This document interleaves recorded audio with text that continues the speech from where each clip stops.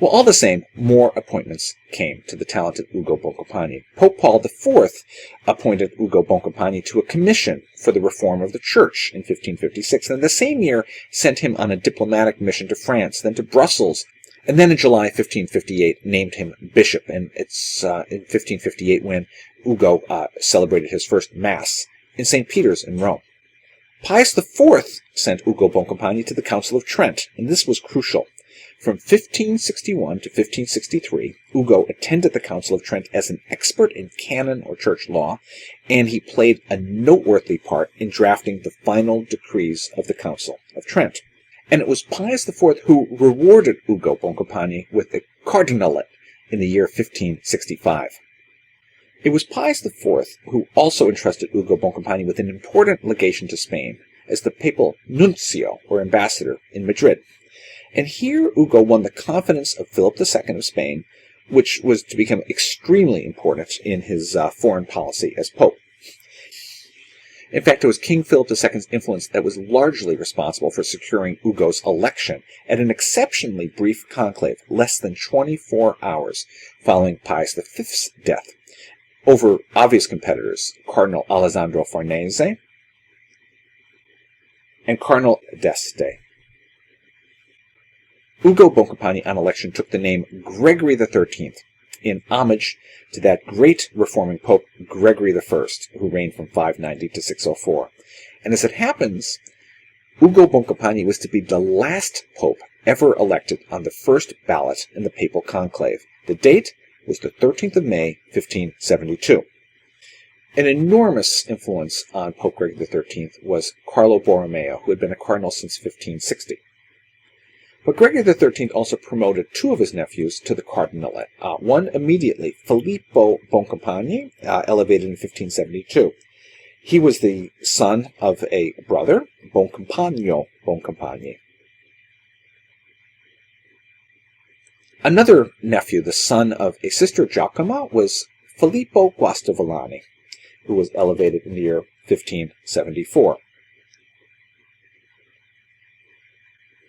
But the Pope also energetically promoted his natural son, Giacomo. Pope Gregory XIII made Giacomo, in early 1573, Captain General of the Pontifical Troops, with charge of the Castel Sant Angelo, and he also had more general responsibility for protecting the Papal States against banditry, which was rife. Speaking of Castel Sant Angelo, we've had a lot of occasion already in this course to discuss this mausoleum/fortress, and it's just going to get more and more important. So it seems as good a time as any to go on the spot in Rome and have a chat with Anthony Mahanlati about the development and significance of Hadrian's tomb, which later became a papal fortress. The Castel Sant Angelo is it's a classic example of a monument that's morphed over the centuries, starting off as a Roman tomb for the Emperor Hadrian, linked by this bridge here to the Mausoleum of Augustus, also then into a medieval then Renaissance fortress. And do you want to say a bit about its later incarnation as a refuge for the popes, a castle for the popes, and a show of military might for the popes? It started off pretty early as a sort of fortress for the popes. It began as a fortress when it was incorporated in the city walls in 272 to 275 by the Emperor Aurelian. But it only really came into its own as a defensive structure when Rome was being attacked by the Goths, and the Roman defenders broke up the statues on the top of it and flung them down on the defenders, which is, I have to say, if you have to destroy a Roman monument, I suppose that's doing it in the service of good. It only became a proper castle in the sense that we can recognize it as a castle in the Middle Ages, none of which survives because it's been rebuilt again and again in response to new military technology. For example, a huge new series of outworks were constructed, a colossal series of bastions made of earth and so on, surrounded the castle to protect it, to try and keep cannons away. It really went through its last convulsion of construction in the 17th century when Urban the Eighth demolished Alexander VI's huge tower from 1500, which used to stand right there in the front of it. And then it was subject to the terrible humiliation of being mutilated and buried when the embankments were built in the 19th and early 20th centuries. But during the Baroque, it was, well, from the Renaissance onward really, it was the most important papal fortress in the entire Papal States. It was one of the most important military positions in Italy, and a papal nephew almost always held the role of commander of the Castle Sant'Angelo. It was a key position, because you have to bear in mind that this was the only bridge that crossed the river in this whole part of Rome. The closest bridge downstream was the Ponte Sisto, a long way away, that crossed into Trastevere. It was the most important bridge in Rome, so much so that this part of Rome here on this side was called the Rione, or region Ponte. It was just called bridge. That's because this bridge gave the whole identity. The street leading up to it was called the Canal di Ponte, the canal of the bridge, because it absolutely was like another river, like another channel, and the pilgrims flowed along it. So much so that in 1450, a terrible accident took place on the bridge where 400 people were caught in the crush of a riot. And this was the spur for Sixtus IV for the following Jubilee in 1475 to build the Ponte Sisto further downstream as a kind of escape valve for all the people, the pressure of the people going across the bridge. But one of the things that we can't see about the bridge today, because the whole area in front of it has been rearranged with the building of the embankment, is that you didn't just go across the bridge and in front of the Castle Sant'Angelo. The bridge and the castle were a kind of unity. But originally, the piazza at the beginning of the bridge, right over here, which is a non-piazza here, even though it's called Piazza di Ponte Sant'Angelo, was originally the absolute focus of all Roman street plans. If all roads lead to Rome, all roads in Rome lead to this bridge. And so you can look at the map of Rome and see how, like a root system or a river system or a tree branching, from this point the city streets all branch out and to different parts. It's sort of a collector streams that all feed into the one main stream and then across the bridge. So in a way, it is the determining structure for Roman urban design from the Middle Ages onwards. So it's absolutely of primary importance. It was absolutely a kind of a meeting point, an essential focus place, and it's where all public executions took place. And right here. Right here. Beatrice Cenci, for example, was executed right here in front of this, in the Piazza di Ponte, in front of the bridge. And this house here on the corner is still called the Casa del Boia, the executioner's house. What a theatrical backdrop, I mean, as an expression of papal military power. Well, and when we go back to Sixtus V again, we have to remember that this bridge was not just, in fact, it wasn't decorated in this way until the 1670s. Before that, the decoration was quite different. It was gruesomely decorated with pikes with the heads of executed criminals on it, to remind absolutely everyone of the papacy's temporal power and the crushing authority of the Pope, which was not merely moral. In fact, in some ways, you could say it was entirely temporal. In the 1670s, Bernini and his studio, well, Bernini was very old by this point. The Pope Clement IX Rospigliosi commissioned Bernini and his studio to turn the bridge into a kind of memorial to the Passion of Christ. So as you went along it, you were meant to be reminded of all the suffering that Jesus went through when he was being tortured and when he was on the cross. And so all these angel statues that we have are all angels that are holding up elements of Jesus' martyrdom. Yes. You know, the holy nails, the column that Christ was flagellated at, which is sort of this big, and it looks like a giant rook from a chess game, which is a copy of the actual venerated column, which is in the Church of Santa Prassede near Santa Maria Maggiore.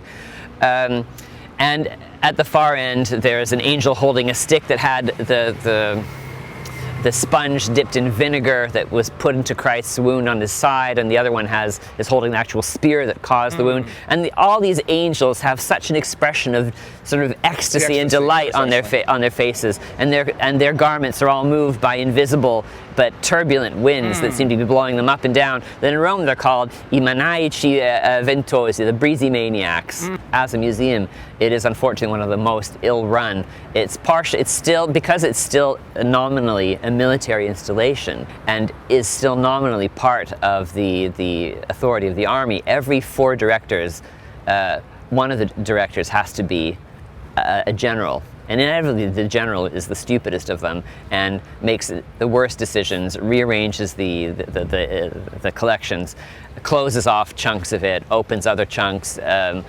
So it's famous for being one of the worst managed and least interesting museums in Rome, despite the fact that you'd think that a Renaissance palace built on top of an ancient Roman imperial tomb would be of a level of fascination that would be irresistible. And I think that it's partially the fact that it's so ill-managed and in some ways so slighted by its position. Everyone rushes past it to go to the Vatican, that even scholars kind of let it slip away from their attention. When they come to see it, so much of it is closed and so little of it managed to capture or evoke that fascination that people think, I'll do something. Anyway, there's still work to be done, so that's always encouraging.